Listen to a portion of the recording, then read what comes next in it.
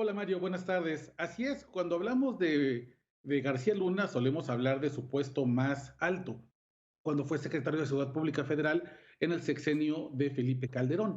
Sin embargo, hay que recordar que en el sexenio anterior, en el de Vicente Fox, que es el sexenio de la transición democrática en México, es decir, cuando el PRI abandona el poder tras más de 70 años de detentarlo y lo cede a Acción Nacional, Genaro García Luna pasa de ser un funcionario gris, poco memorable, un tipo que incluso decían apocado, y lo convierte Vicente Fox en el director de la Agencia Federal de Investigaciones, la AFI, un cuerpo de seguridad que fue disuelto justamente por estar infestado de corrupción, pero eso no impidió a Genaro García Luna dar el brinco de ser un policía de alto rango de una corporación importante dedicada principalmente a combatir secuestros, combatir entre comillas, más bien administrar los secuestros en México y convertirlo en el secretario de Seguridad Pública Federal, a quien le corresponde la enorme responsabilidad de conducir una estrategia que ya cumple 17 años este 2023, que es la llamada guerra contra el narco. Una estrategia fallida que en México ha dejado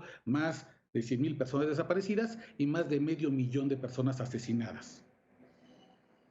Acompañado toda esta operación, porque era impresionante, Carlos, eso ya se acabó, digamos, esa época en la que él inauguró la forma de presentar a los detenidos ante un shows de televisión prácticamente en los hangares donde entonces la Fiscalía General de la República, la PGR, los detenían, la Barbie, todo el mundo pasó por ahí de los que detuvieron. Incluso montajes de secuestros también, aparentemente, bueno, el caso de Florence Cassés creo que es bastante importante, pero vaya, además de esto, estaba articulada toda una estrategia de promoción de la seguridad, Carlos. Así es, Mario. Genaro García Luna es probablemente uno de los funcionarios públicos que más ha moldeado el México moderno sin tener una posición de ser un presidente o un presidente de la Corte o presidente de la Cámara de Diputados. Con Genaro García Luna, México se abrió, por ejemplo, un lenguaje distinto. Hablamos a partir digamos, de que él detenta el poder como el gran policía de México, hablamos de los ejecutados, de los embolsados, de los pozoleados, de los colgados. Es decir, abrimos un narcolenguaje para explicar la violencia extrema a la cual nos empezamos a enfrentar. Vimos también, como tú bien dices, las presentaciones de estos grandes capos del narcotráfico, como si estas detenciones fueran a solucionar en algo el problema del crimen organizado, sino más bien lo multiplicaban, porque era como cortar la cabeza de una hidra y te salían otras. Además, acudimos también a los montajes, a los pactos que se hacían con el cártel de Sinaloa, a la destrucción de los Sí. Zetas como el cártel violento de México, pero únicamente para favorecer los tratos con Joaquín Guzmán Loera. Y hoy, después de muchos años, después de además 3 años de espera a partir de su detención, pues estamos a la espera de qué va a decidir este jurado en conformación de 12 personas y 6 sustitutos que habrán de decidir si los 5 cargos criminales, o 4, o 3, o 2, o 1, lo harían responsable ya formalmente a Genaro García Luna de ser colaborador activo del cártel de Sinaloa. Algo que podría ponerlo hasta en cadena perpetua, como lo tiene la sanción que tiene hoy quien sería presuntamente su socio, Joaquín Guzmán Loera. Y no se trata de algo menor, porque Genaro García Luna, si bien su poder comienza con Vicente Fox, se extiende y llega en su momento cumbre con Felipe Calderón durante el sexenio de Enrique Peña Nieto y hasta hoy en el sexenio de Andrés Manuel López Obrador, conserva aún en instituciones claves de seguridad a grandes de sus colaboradores. Hoy, a pesar de que se ha promovido, se ha tratado de dar la impresión de que Genaro García Luna ya no cuenta con el poder o las palancas que tenía en el sexenio de 2006 a 2012, sí sabemos quienes conocemos las instituciones de seguridad, desde la Guardia Nacional hasta el Ejército, que aún hay enquistados en el gobierno, en el servicio público, muchos amigos e incondicionales de quien llamaban el licenciado Genaro García Luna. Claro, claro.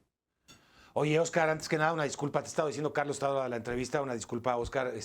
Oye, muchos consideran este país y por ahí la importancia para otros que nos están viendo en otros países también, y que seguramente han tenido también procesos similares de crimen organizado, que un personaje como el de García Luna es incluso peor que un criminal como podría ser Joaquín El Chapo Guzmán, y me explico por qué se debate tanto en México. Porque Joaquín El Chapo Guzmán ha sido un criminal toda la vida, orillado por circunstancias distintas. En este caso de García Luna, estamos hablando de la acusación de que es un criminal que se escudó en una labor noble, que es la de precisamente velar por la seguridad de los ciudadanos, para hacer pues labores criminales. Por eso, muy posiblemente, muchos consideran que se trata de una pues acción mucho más condenable incluso. Oye, pero quería pasar a otro tema fundamental. Los testigos parece que van a ser clave en este caso.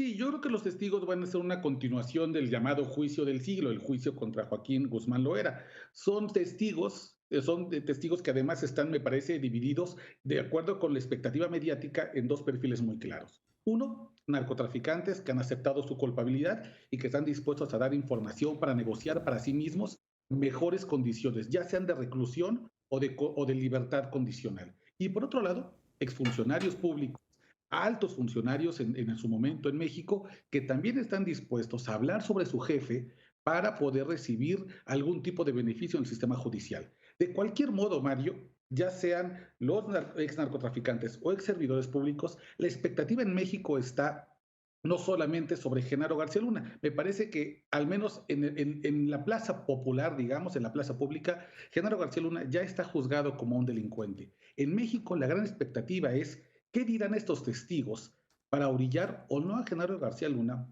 a confirmar que la cadena de mando del cártel de Sinaloa enquistado en el gobierno mexicano escalaba o no hasta el presidente Felipe Calderón. Me parece que ahí está la gran expectativa en México también y la comunidad hispana en Estados Unidos, evidentemente. El presidente Felipe Calderón sabía o no de los tratos de Genaro García Luna con el cártel de Sinaloa. Si no sabía, Mario, mal. Y si sabía, peor. Porque aquí me parece que lo más Exacto, importante exacto. es cuál es la responsabilidad, más allá de una responsabilidad política, es una responsabilidad penal. Es decir, imagínate lo grave lo que voy a decir. Si un presidente de México conocía y avaló los tratos de su gabinete de seguridad con el crimen organizado, haciéndose de manera consciente a sí mismo un delincuente enquistado en una maquinaria de crimen organizado. Ujú. Ese me parece que es el momento más clave, creo que es lo que todo el mundo está esperando y los testigos, como tú bien dices, van a ser claves para responder este interrogante que tiene a los mexicanos realmente atentos a este juicio como muy pocos.